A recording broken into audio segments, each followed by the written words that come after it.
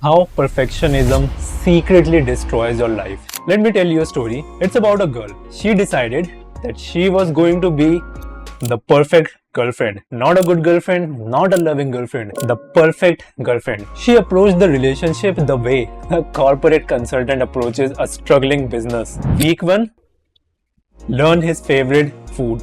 Week 2, learn his favorite movie. Week 3, learn the exact angle at which he preferred his pillow. Now, she had spreadsheets, systems, even goddamn performance metrics. If he mentioned once that he liked a certain type of chocolate, she'd somehow have 3 emergency backup bars hidden around the house. The problem was that every time she pleased him, she got a tiny hint of validation. So naturally, like any reasonable person, she doubled the dosage. Soon, she was not just meeting his needs, she was anticipating them, predicting them, and then inventing them. Are you hungry? No. Are you sure? I'm pretty much sure, yeah. Are you hungry emotionally? What does that even mean? At this point, she was basically running a 24-hour boyfriend support center. Meanwhile, her own needs had been quietly escorted into a dark basement and told to wait there indefinitely. Whatever she wanted, irrelevant. Was she happy? Well, she was just focused on the one important stakeholder. If he took 3 hours to reply, she would not think, oh, he might be probably busy. But it was interpreted as, damn, my customer support ratings have been dropped. So she'd try harder.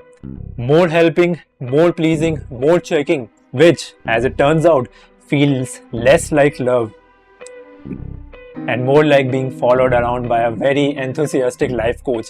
Eventually, one day he sat her down and said, I don't think I'm in love with you anymore. She felt like she'd just failed the final exam for a course she did not even remember signing up for.